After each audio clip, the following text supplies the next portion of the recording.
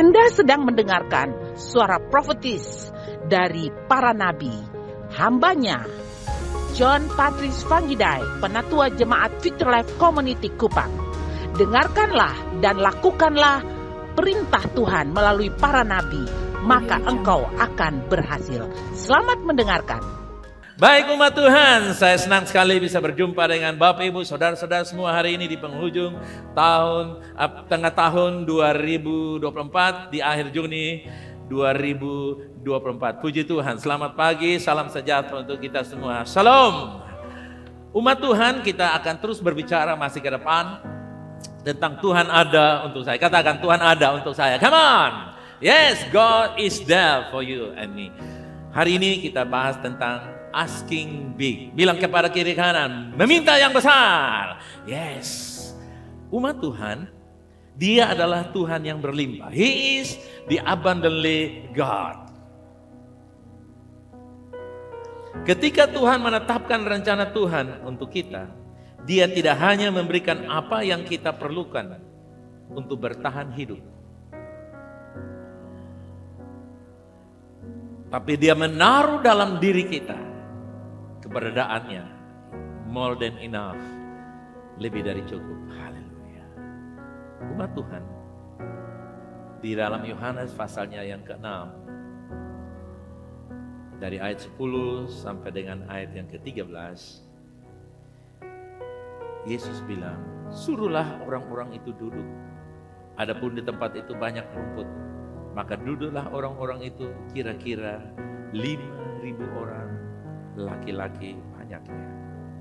Lalu Yesus mengambil roti itu, mengucap syukur dan membagi-bagikannya kepada mereka yang duduk di situ. Demikian juga dibuatnya dengan ikan-ikan itu, sebanyak yang mereka kehendaki.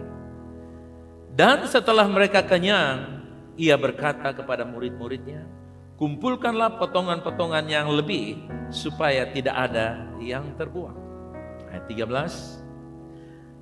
Maka mereka pun mengumpulkannya, dan baca ayat kuningnya itu, mengisi 12 bakul dengan potongan-potongan dari kelima roti jelai yang lebih setelah orang makan. Ketika Yesus melipat gandakan roti itu, yang diambil dari bakal makan siang mungkin seorang remaja, ada 5 roti dan 2 ikan itu. Dan ternyata kita barusan membaca telah dimakan oleh 5.000 orang laki-laki, belum termasuk perempuan dan anak-anak dan murid-murid Yesus. Di situ dikatakan tersisa 12 bakul. Umat Tuhan, yang menarik di sini adalah ini, bahwa Yesus suruh duduk dan mereka menghitung. Lalu koordinator Aser tolong bilang di Yesus, Pak, ada 5.000 orang, belum termasuk istri dan kerutuk-kerutuknya, belum termasuk anak-anak mereka. Jadi saudara lihat di dalam pikiran Yesus sudah tahu 5.000-an orang dan mereka ada di situ. Dan coba kita berpikir bahwa Yesus bisa saja menciptakan atau membuat roti itu membagi-bagi pas genap 5.000. Karena sudah dikasih tahu, oke 5.000. Tambah potongan ada berapa? 13. 5.013, oke? Lalu pas bilangan ke 5.013, Petrus bilang, saya yang terakhir. Selesai, makan pas. Ternyata Yesus tidak sekedar memberikan pas, tapi berkelebihan. Coba katakan, bukan pas, berkelebihan. Come on, bukan pas, tetapi berkelebihan. Not enough, but more than enough. He is the God of more than enough. Dia Allah yang lebih dari cukup. Come on. Kita patut bersyukur kepada Tuhan karena kebutuhan kita terpenuhi. Ya, bersyukur. Tetapi jangan terpaku sampai di situ saja. Karena takdir kita, nasib kita bukan hanya sampai cukup makan, cukup pakai. mati orang lain yang kubur. No. Syukur kita itu baik, tapi kita harus berangkat dari rasa syukur sebagai fondasi hidup kita untuk mempercayai. Karena syukur adalah mempercayai, atau syukur adalah membuka jalan kepada mujizat. Makanya Yesus mengucap syukur sebelum mujizat itu terjadi. Dasar pengucapan syukur itu harus dimiliki oleh setiap orang. Namun Tuhan ingin supaya kita memiliki kelimpahan sehingga kita dapat menjadi berkat bagi orang-orang di sekitar kita. Ini cara berpikir Tuhan yang harus kita miliki. Dia Allah yang berkelimpahan. Dia mau menyediakan bukan saja kebutuhan kita terpenuhi, tapi lebih dari yang kita perlukan agar kita bisa menjadi saluran berkat. Kata trennya adalah kita menjadi distributor berkat-berkat Tuhan. Haleluya. Umat Tuhan, bagian ini harus kita pegang kuat-kuat. Bahwa Allah saya, Allah kita adalah Allah yang lebih dari cukup. Bisa katakan bersama saya? 2, 3. Allah saya adalah Allah yang lebih dari cukup. Our God is the God more than enough. Yang kedua, tidak doa dengan mentalitas budak. Sebaliknya doa dengan mentalitas putra. Di dalam Keluaran 1 ayat yang ke-11 dikatakan, sebab itu pengawas-pengawas Rodi ditempatkan atas mereka untuk menindas mereka dengan kerja paksa. Mereka harus mendirikan bagi Firaun kota-kota perbekalan, yakni Piton dan Ramses. Nah, Bapak Ibu Saudara-saudara umat Tuhan, bangsa Israel berada dalam sebuah perbudakan selama ratusan tahun, sehingga mereka dikondisikan untuk berada dalam kekurangan apapun dan hampir tidak dapat bertahan hidup. Hidup pun hampir-hampir sudah tidak bisa lagi. Dan bahkan Firaun memberikan mereka tugas paksa dengan, kalau kita baca ayat itu secara keseluruhan, diperintahkan bahwa tingkatkan kuota mereka untuk menghasilkan batu bata, tetapi rumput, jerami cari sendiri. Tuntutannya itu diperbanyak, dinaikkan volumenya, tetapi penyediaan bahan baku mereka cari sendiri. Wow, betapa sengsara mereka. Mereka memiliki sebuah pengalaman perbudakan di dalam mentalitas mereka, di dalam lingkungan mereka, mulai dari isi otak mereka sampai isi dompet mereka, sampai isi rumah mereka, isi hati mereka, penuh dengan slavery mindset, pemikiran perbudakan. Dan ketika Firaun mendengar Musa memohon supaya mereka bisa keluar, maka taktik itu diterapkan, strategi itu diterapkan, dipersulit. Dan akibatnya saudara yang kasih, bangsa Israel berdoa dan mereka memohon, Tuhan tolong bantu kami supaya kami mendapatkan kebutuhan yang cukup, jerami-jerami yang cukup untuk kami bisa memenuhi kota yang dimintakan, yang diperintahkan kepada kita. Tuhan tolong bantu kami supaya kami dapat pasokan yang diperlukan. Dengan kata lain, bangsa Israel berdoa dari mentalitas budak, dari pola pikir yang terbatas. Bukannya meminta untuk dibebaskan dari penindasan, tapi mereka meminta untuk menjadi budak yang lebih baik. Umat Tuhan, itu yang dialami oleh bangsa Israel. Daripada mereka berdoa untuk meminta Tuhan memenuhi janji-janji Tuhan bagi mereka di tanah yang berlimpah-limpah dengan susu dan madunya, mereka berdoa agar Tuhan membantu mereka untuk berfungsi dalam ketidakberfungsian mereka. Dalam keterpurukan mereka, mereka meminta supaya mereka bertahan.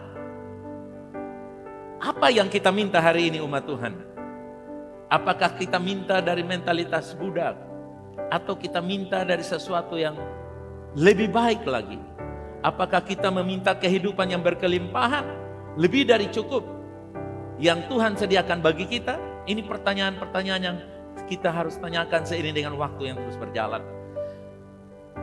Tuhan berkata kepada kita semua dalam firman-Nya, dikatakan bahwa kita harus berkuasa atas hidup ini, dikatakan reign in life, memerintah dalam hidup ini. Kita diberkati untuk kita menjadi berkat. Kita tidak dikutuk, tapi kita diberkati untuk menjadi berkat. Bahwa apapun yang kita sentuh dibuat Tuhan berhasil. Amen. Karena itu kita jangan hanya berdoa untuk bertahan, tapi berdoa untuk keluar dari keadaan itu. Good menjadi better, better menjadi best. Dari yang terpuruk keluar menjadi yang terbaik. Dari kepompong menjadi kupu-kupu. Haleluya. Dari madu yang keluar dari keganasan singa itu. Madu yang dihasilkan dari sebuah pengalaman-pengalaman yang membahayakan. Nah, umat Tuhan dengan kata lain berani meminta yang besar. Artinya apa? Minta apa yang Tuhan janjikan kepada kita. Meminta yang besar itu bukan datang dari ide pikiran kita. Untuk mungkin kita bersaing dengan orang lain, supaya orang lain bilang kita yang hebat, kita juga bisa bersaing. Apakah dia saja yang bisa, kita tidak bisa? No. Pemikiran kita, saudara-saudara, bahwa kita meminta karena Tuhan berjanji. Meminta karena Tuhan berjanji. Coba katakan sama-sama saya. Meminta karena Tuhan. Asking for the promise of God. Kita meminta bukan karena keadaan terdesak. Minta bukan karena persaingan atau kita mau menjadi lebih dari orang lain. Tetapi kita meminta karena Tuhan berjanji. Dalam Yeremia dikatakan 3:3, ya, ini luar biasa ayatnya. Berseru atau mintalah kepadaku, maka aku akan menjawab engkau dan akan memberitahukan kepadamu hal-hal yang kecil, hal-hal yang apa? Dan hal-hal yang kau ketahui? Tidak. Hal-hal yang besar dan yang tidak terpahami, hal-hal yang tidak kau ketahui. Dengan kata lain, minta sesuatu di luar kemampuan kita. Bukan karena maunya kita, tapi Tuhan ask of me. Dia bilang minta dari saya. Hal-hal yang besar, great things, and comprehensive thing. Hal-hal yang tak masuk di akal kamu minta. Seperti Yesus bilang, kasih makan mereka. Andreas bilang, wow, 2 juta tidak cukup kalau beli roti. Dia bilang, no, you have to feed them. Kamu harus kasih mereka makan. Karena Tuhan di dalam kemurahan, Tuhan mengejar kita dengan kemurahan. Haleluya. Kita dikelilingi dengan kebaikan-kebaikan Tuhan. Kita tak terhindar dari kebaikan Tuhan. Ya. Dia memberikan apa yang menjadi kerinduan hati kita, kebutuhan kita. Itulah sebabnya kita harus hilangkan ini. Hilangkan batasan dari Tuhan dan mintalah yang besar. Bukan dari mentalitas budak, bukan dari pola pikir yang terbatas. Ini harus kita train, latih cara berpikir kita. Karena di situ dikatakan dalam Efesus luar biasa. Di situ ditulis Efesus 3:20.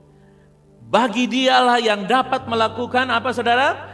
Jauh lebih banyak daripada yang kita doakan dan atau kita pikirkan, seperti yang ternyata dari kuasa yang bekerja di dalam diri kita. Umat Tuhan, ketika Anda mempercayai bahwa dalam dirimu ada terinstal kuasa yang besar, maka kuasa itu tidak cocok, harus disalurkan dari ke tempat yang kecil. Amen. Seperti the power electric, mesin listrik yang besar yang ada di Bolok sana, itu kapasitas besar. Nah, Anda bisa bayangkan kapasitas yang bisa menghidupkan 500 warga kota Kupang dan dapat dijual ke Timor Leste. Anda hanya pakai untuk cas HP saudara. Bisa masuk akal? Kuasa dalam diri saya dan saudara dipakai untuk dari generasi datang pada generasi. Kuasa yang bekerja dalam diri saya dan saudara ditujukan supaya Anda memiliki more than enough lifestyle, memiliki kehidupan yang lebih dari cukup. Come on, Ini yang kita tahu. Katakan, kuasa dalam diri saya lebih dari cukup. Come on. Yes. Paulus berkata, sesuai dengan kuasa yang bekerja di dalam. Dengan kata lain, kenapa si A mengalami berbeda dengan si B? Karena si A membatasi Tuhan dengan saya ini hanya SMP, saya ini SMA, saya ini hanya S1, SD. Oh, saya ini terpuruk, saya ini orang kampung, saya ini tidak pintar, saya tidak seperti itu. Semakin kita punya kontainer yang kecil, semakin kecil kuasa itu dimanifestasikan. Makanya Paulus bilang, kalau kamu berdoa, doa dengan penuh keyakinan, karena yang kita pinta dengan bahasa kita, Tuhan jawab lebih daripada yang kita pikirkan dan kita doakan. Atau yang kita doakan dan kita pikirkan. Apa yang kita pikirkan, kadang-kadang kita tidak berani mengungkapkannya. Atau pikiran kita yang kecil, kita berani mengungkapkannya. Tetapi ketika datang ide yang besar, kasih mereka makan. Kita bilang, Tuhan ini di kampung, ini di kota, ini zaman paceklik, ini musim tidak baik. Umat Tuhan, Alkitab berkata kepada kita, minta padanya tentang impian kita, haleluya. Minta kepada Tuhan untuk membawa kita naik kepada level yang baru.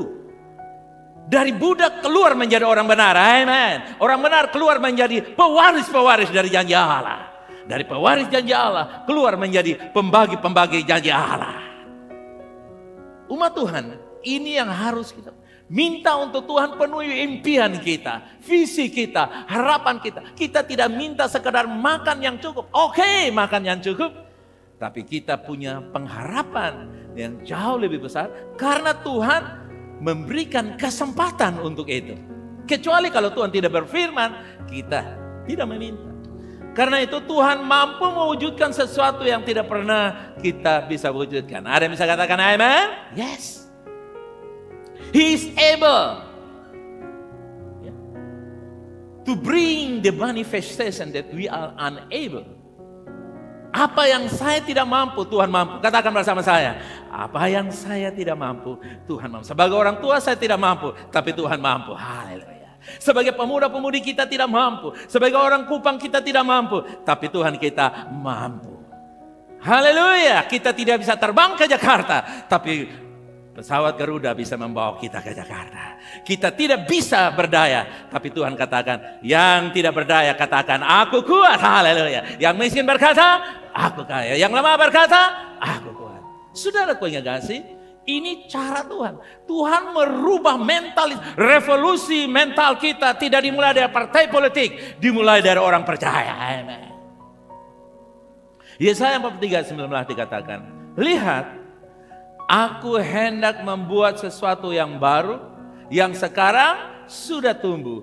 Belumkah kamu mengetahuinya? Tidakkah kamu memintanya? Ya, aku hendak membuat apa? Jalan di padang gurun, sungai-sungai di padang belantara. Anda lihat, yang tidak bisa Tuhan buat bagi kita.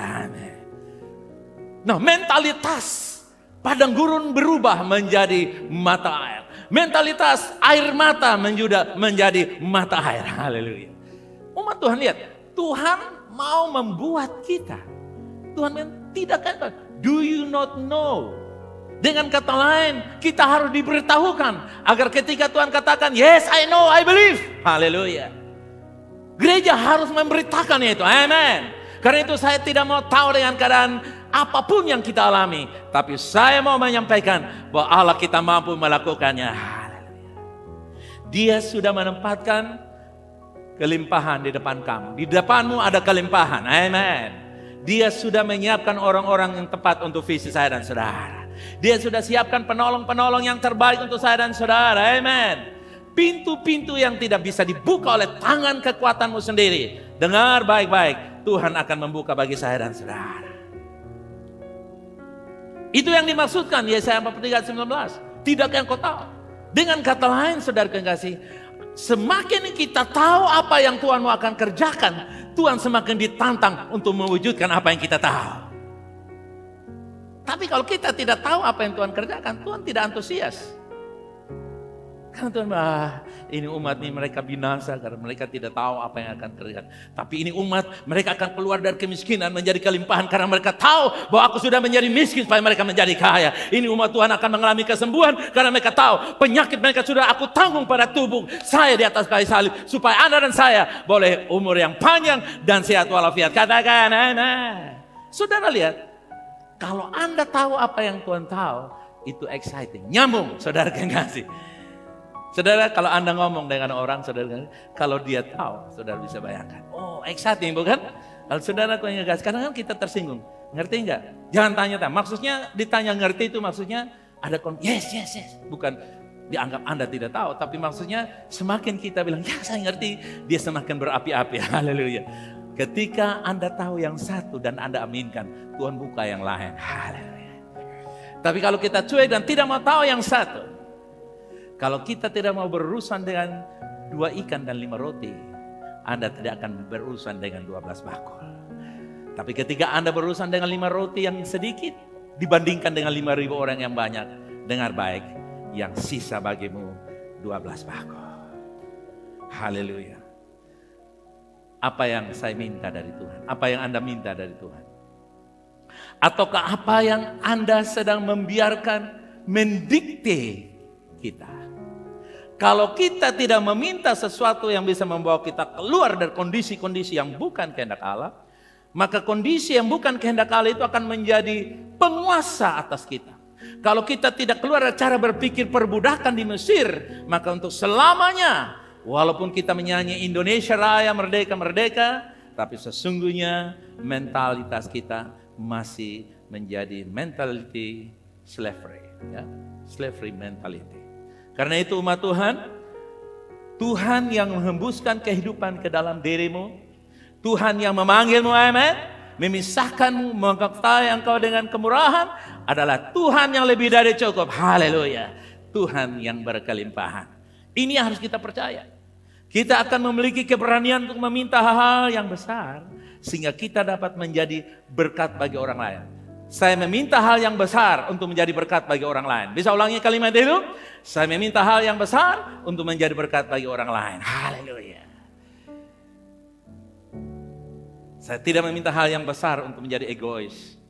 Tapi saya minta hal yang besar, bahkan lebih ekstrim. Saya meminta hal yang besar supaya saya menjadi saksi bagi Allah yang besar.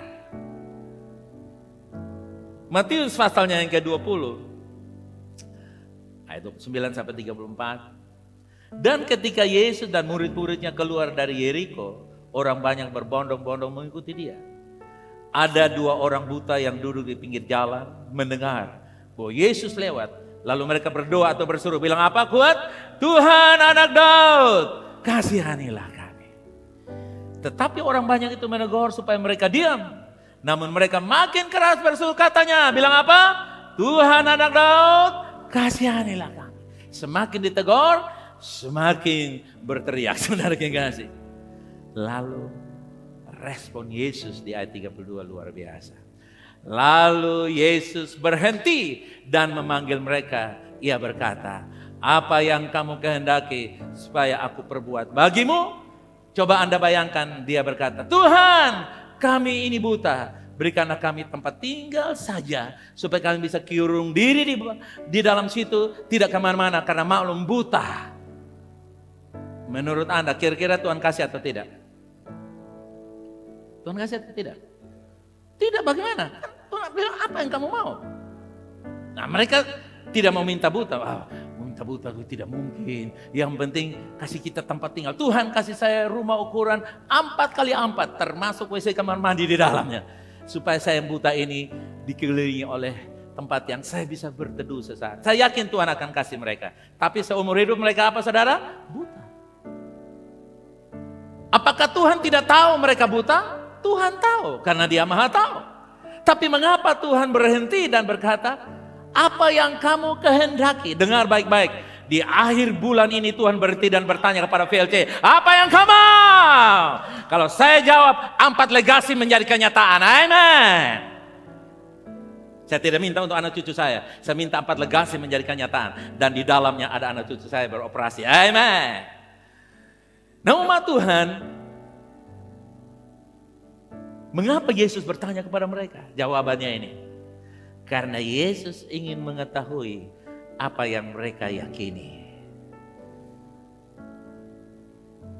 Bilang kiri kanan, Yesus mau tahu iman kamu. Nah, mereka bisa saja berkata tadi toh, kami buta, tapi sudahlah nggak usah kasih kelihatan. Kacamata buta sudah cukup Tuhan.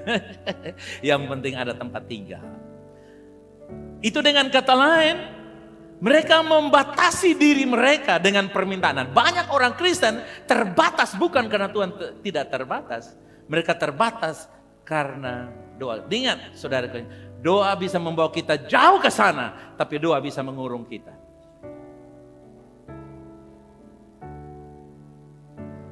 Doa Anda bisa membawa Anda jauh melangkah, tapi doa Anda juga bisa menjadi penjara dengan berkata, mungkin Tuhan mau kasih kita melihat, Tuhan mau kasih kita berhasil di bidang ini, Tuhan mau kasih kita punya anak cucu begini, tapi karena kita punya mental, bapak saja susah, lu mau lebih-lebih lagi, pada nenek saja sudah begini, kamu mau begitu lagi.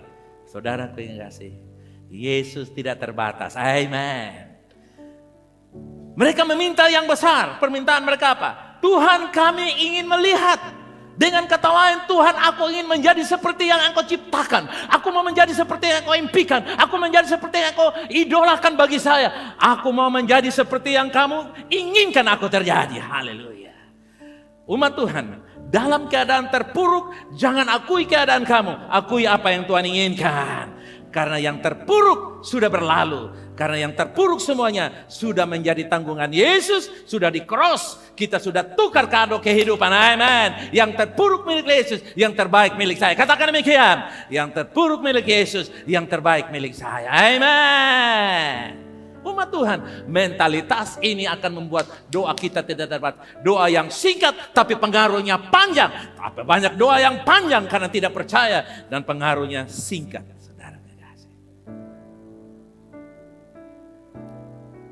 Kenapa kita ada menara doa? Supaya kita bisa menciptakan sejarah. Haleluya. Tuhan bertanya kepada kita hari ini. Apa yang kamu ingin aku lakukan bagimu? Sekarang, cara kita menjawab akan berdampak besar pada apa yang akan Tuhan lakukan. Atau apa yang tidak akan Tuhan lakukan. Kita tidak boleh berkata begini, Tuhan, aku hanya ingin melewati bulan Juli sampai Desember ini dengan tempe, tahu, cukuplah. Kalau Tuhan sayang, marungga tidak mati di belakang. Anda sedang membuat dirimu menjadi mangsa dari tempe, tahu, dan marungga. Bukan tempe, tahu, dan marungga itu sumber protein. Tapi kadangkala mentalitas tempe, tahu, dan marungga ini membuat kita tidak bisa menjadi berkat. Masalahnya Tuhan mau kita menjadi berkat. Masalahnya apa? Yes, itu. The problem is God wants your family to be a great blessing for others. Masalahnya Tuhan mau saya punya keluarga dan saya menjadi berkat. Masalahnya Tuhan mau VLC menjadi berkat bagi bangsa-bangsa. Itu masalahnya. Ini yang Tuhan mau. Masalah dengan kata lain, itu yang menjadi kerinduan Tuhan. Impian Tuhan. Jangan minta Tuhan, berikan saya kekuatan untuk saya lewati stres ini dengan bertahan. Tuhan, aku tidak menyukai pekerjaanku, tapi mau bilang apa? Aku pindah nanti, sudah nggak mungkin lagi saya bisa lamar kerja di usia 40-an tahun ke atas ini. Maka itu Tuhan, berikan saya bertahan Tuhan. No way. Kita rubah permintaan kita, amin. Tuhan, saya terikat dan kecanduan ini Tuhan. Saya punya kebiasaan dulu, Tuhan tolong saya Tuhan supaya saya bisa berhenti pelan-pelan Tuhan. Tuhan, umat Tuhan, kita mesti keras menghadapi setiap penjara-penjara kehidupan kita. Amen. Jangan mau dipenjarakan dengan kelemahan kita dan kekurangan kita. Semuanya itu Tuhan sudah berperang untuk saya dan saudara. Ingat, peperangan milik Tuhan, kemenangan menjadi milik saya dan saudara. Tuhan sudah melepaskan berkat-berkat itu. Tergantung bagaimana kita mengakses dengan mental cara berpikir yang benar. Umat Tuhan, kita jangan yang berdoa Tuhan. Saya bertemu dengan orang, Ya, kalau bisa dia bantu saya. No, kita mulai berkata, Tuhan saya percaya, ini visi, ini tujuan hidup, keluarga saya, anak-anak saya, cucu saya akan berjumpa dengan orang-orang yang tepat, yang Tuhan siapkan bagi mereka. Kita mesti mempercayai hal seperti itu, kan itu Tuhan janjikan. Mintalah untuk penggenapan impian, haleluya. Minta untuk apa saudara? Penggenapan impian, visimu untuk anak-anakmu, keluargamu. Saya meminta visi untuk penggenapan bagi VLC. Saya tidak minta yang lain-lain, saya minta Tuhan, biarlah kami memenuhi impian Tuhan melalui 4 legasi yang mewujudkan 7 gunung pengubah kehidupan manusia. Ada ekonomi, ada politik, ada pemerintahan, ada sosial, ada keluarga, ada bisnis ekonomi, ada hiburan, ada pendidikan. Tuhan pakai kami Tuhan. Saya meminta seperti itu. Dan saya percaya Anda pun meminta hal yang sama. Amen. Kita minta hal yang berdampak. Kita minta apa saudara? Hal yang berdampak. Kita tidak sekedar hanya meminta, asal minta. Yang penting lumayan. Saudara kekasih. Kita harus keluar dari roh lumayan. Amen. Keluar dari yang biasa-biasa. Kenapa? Karena itu adalah kehendak Tuhan. Umat Tuhan, Yakobus memberikan sebuah solusi bagi kita yang mau berdoa dengan cara yang tepat. Dia bilang begini, Yakobus 4:3, atau kamu berdoa juga, tetapi kamu tidak menerima doa, tapi tidak menurut saya dan saudara. Kira-kira pernahkah kita mengalami itu? Saya banyak kali. Berdoa tapi apa? Tidak terima. Kenapa? Dia bilang begini, karena kamu apa? Salah berdoa. Sebab yang kamu minta itu hendak apa? Kamu habiskan untuk memuaskan hawa nafsu. Bapak Ibu, semakin kita mengakui keterpurukan kita, hawa nafsu kita semakin dipenuhi. Tuhan saya ini miskin Tuhan. Nah, semakin miskin itu datang. Tuhan saya ini penyakit Tuhan, penyakit saya ini keturunan Tuhan. Nah, maka penyakit akan turun karena keturunan, maka dia turun terus saudara. Dari ujung rambut telapak kaki naik lagi, ujung rambut telapak, dia akan sirkulasi. Semakin Anda berdoa yang salah, jadi dulu kita pikir doa hawa nafsu itu begini, Tuhan kasih saya jet pribadi, Kupang Oe Pura 1 jet, Kupang Oe Sa 1 jet. Saudara, itu bukan doa hawa nafsu. Doa nafsu ialah mengakui keterpurukan kita.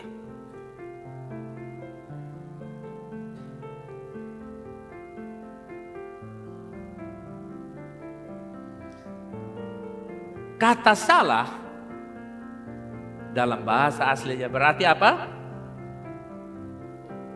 Jadi kita berdoa dalam keadaan apa? Sakit, lemah, sengsara. Berdoa dalam keadaan apa saudara? Sakit, lemah, sengsara. Saudara tahu kalau orang yang sakit,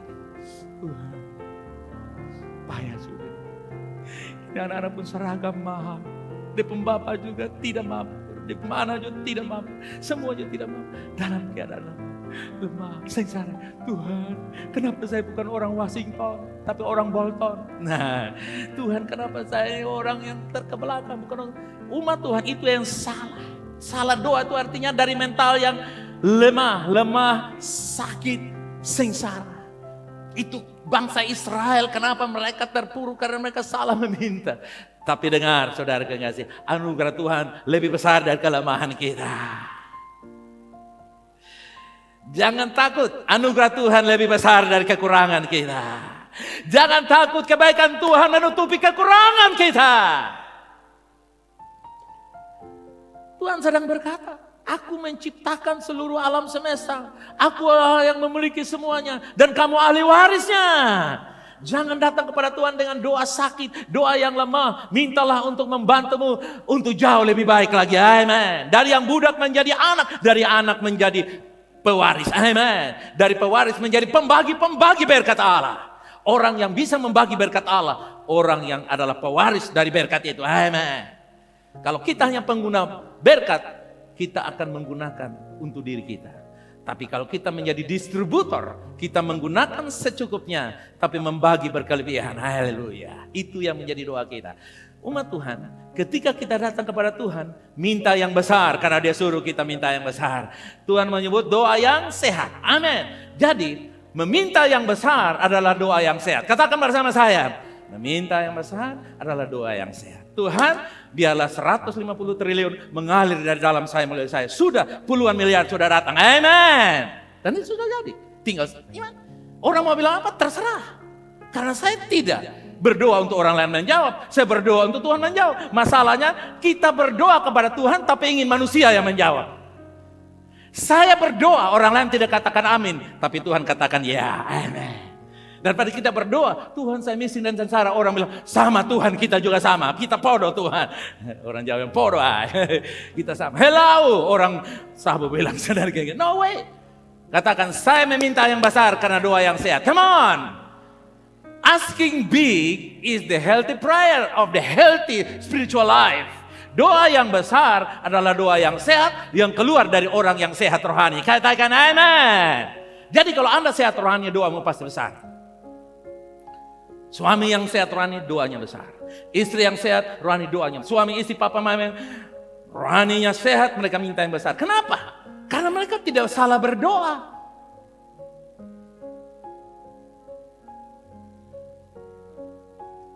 Ketika kita meminta yang besar, Tuhan menyebut doa itu apa saudara? Sehat. Saat itulah kita perintahkan untuk malaikat bekerja. Haleluya. Tuhan bilang malaikat pergi dan bawalah bala bantuan untuk orang-orang ini. Karena mereka berdoa, doa yang benar Tuhan. Haleluya. Kita minta yang luar biasa. Kadang-kadang kita berpikir sepele, ini jalan macet nih. Aduh pasti terlambat. Saya ingat satu hari Ibu Mercy dalam keadaan yang macet total di Malaysia. Ibu Mercy bilang, Tuhan buka jalan untuk kami bisa sampai di hotel cepat. Lalu bisa check in dan pesawat. Tiba-tiba saudara kasih. Ada seorang bawa Mercedes putih, orang yang kaya, dan hanya diam saja stop dan Ibu Mercy dan Bita naik, lalu antar sampai di hotel. Dia bilang ada uang, oh ada uang, lalu dia bilang selamat, dia jalan lagi. Saudara yang kasih, malaikat siap bekerja bagi saya dan saudara.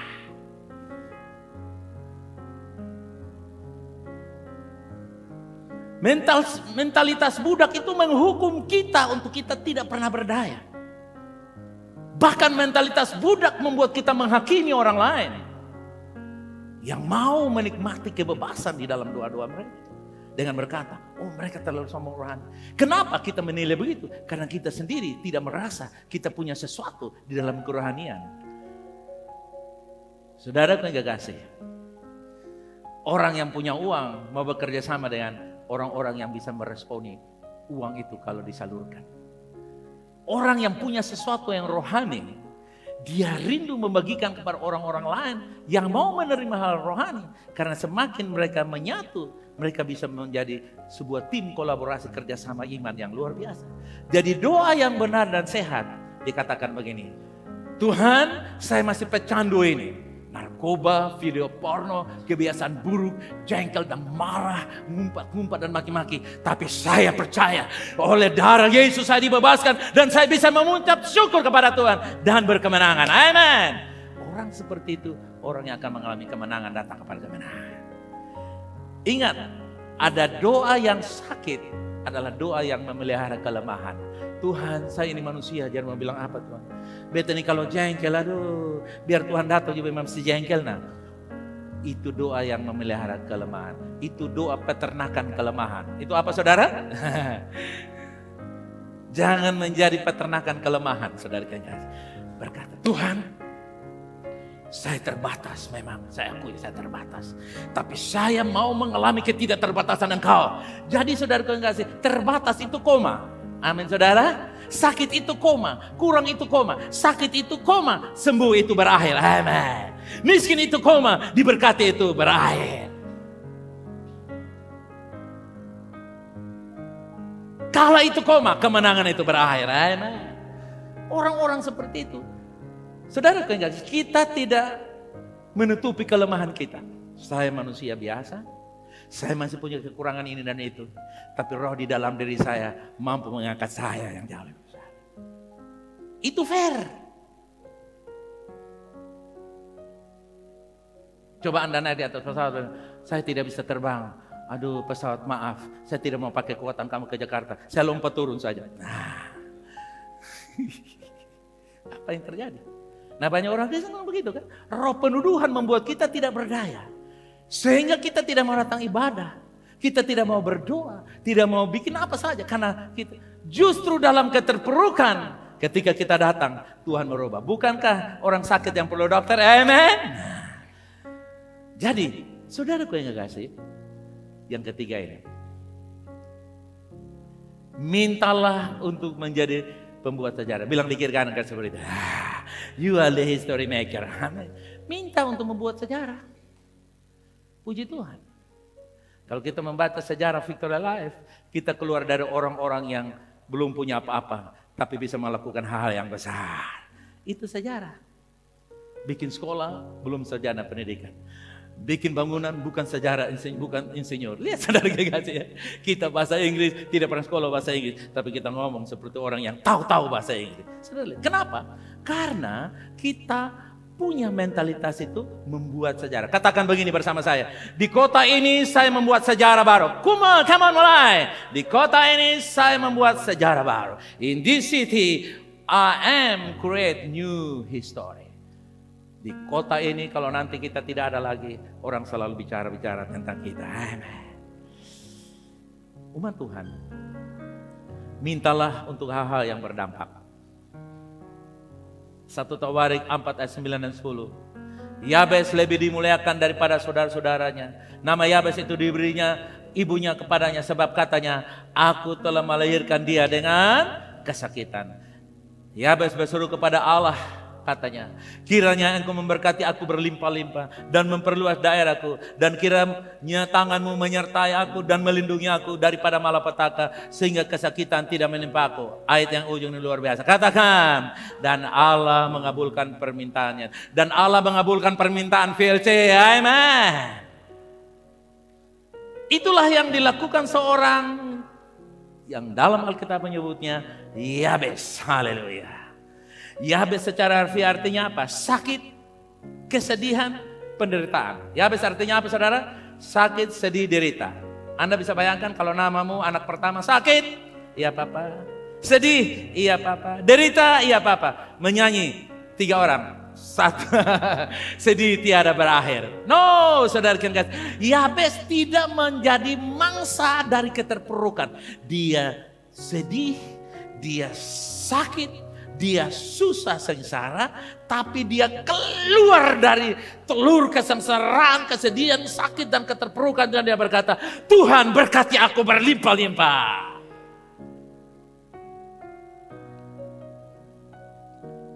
Perubahan dimulai dari doa kita. Amen. Perubahan dimulai dari mana? Doa kita. Kalau Anda berubah dalam doa, mentalmu akan berubah. Kalau mentalmu berubah, isi dompet berubah, lalu keluar dari isi hati. Isi hati itu biasa lari ke isi dompet. Isi hati bisa lari ke mana saudara? Kalau isi hatimu berlimpah, dompetmu pasti apa? Berlimpah. Dengan kata lain, engkau hidup dari hati yang dibaharui. Amen. Mungkin penghasilannya belum berubah, tapi ketika hatimu berubah, segalanya akan berubah. Seperti Yabes. Apa yang terjadi waktu orang berjumpa dengan Yabes? Waktu orang SMS-nya, halo kesedihan, apa kabar? Sudah kurang hari ini? Yabes bilang, masih seperti yang dulu. Halo sakit, apakah sakitnya sudah kurang? Semakin bertambah sakit. Halo derita, apa kabar? Derita tiada berakhir, dia lagi datang. Yabes mungkin menjawab seperti itu. Tapi kali ini Yabes katakan, menderita, delete. Kalau saya sebut saudara ini, kemiskinan, kekalahan, stres, berkat, terima, delete lagi.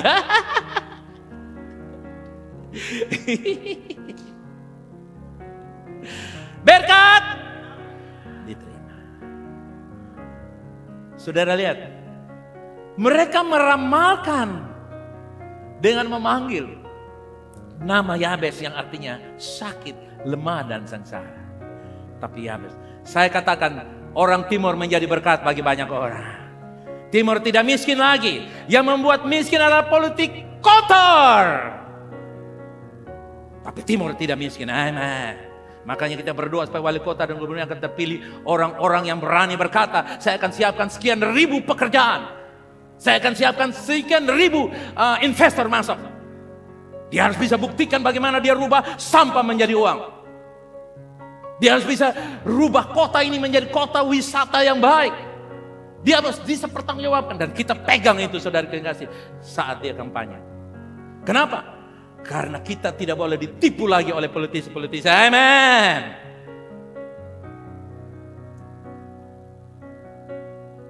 Seringkali kemiskinan itu dipolitisasi, di-magnify, dibesar-besarkan. Saya mau katakan dari timur, dari NTT terdengar tangan Tuhan yang luar biasa. Jangan terima politisi yang datang dan berkata timur miskin. Tidak.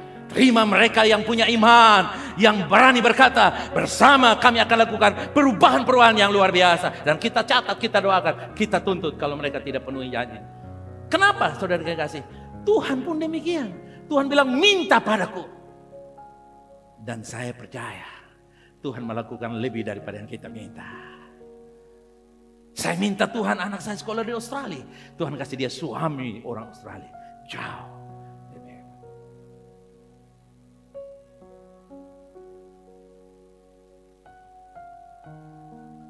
Bilang kiri kanan, hey buat perubahan. Doa dengan merubah sejarah. Doa saya adalah doa yang bersejarah. Doa saya adalah apa? Doa yang karena mengisi sejarah-sejarah. Haleluya, amen. Harapan-harapan kita.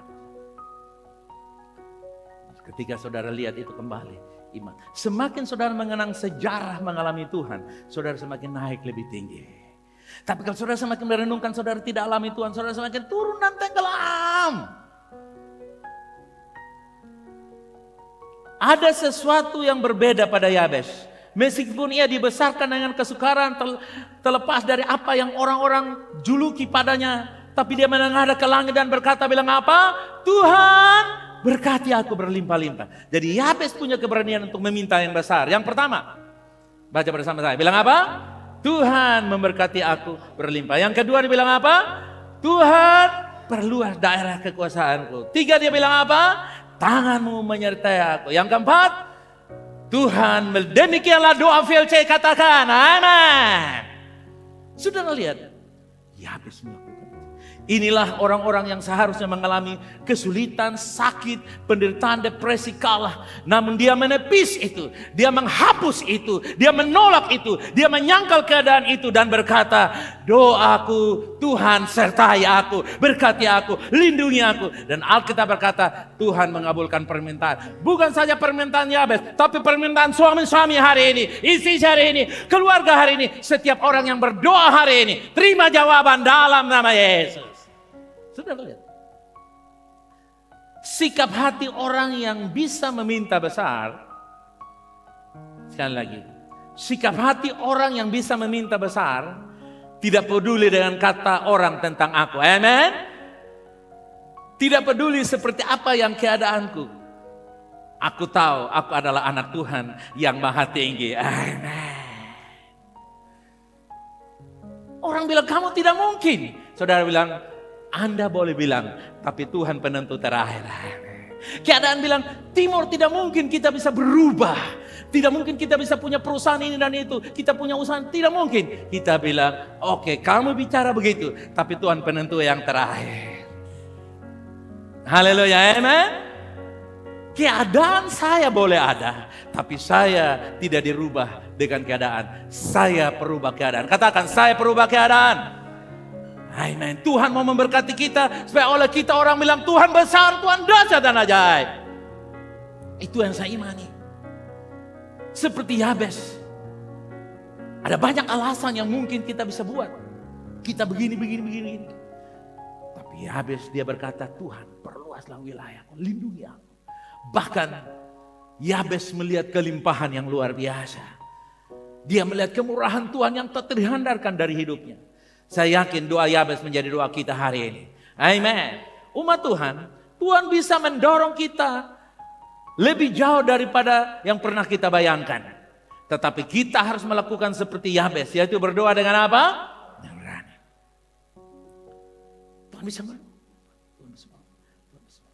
Tuhan bisa merubah keadaan kita. Tuhan bisa membuat banyak hal.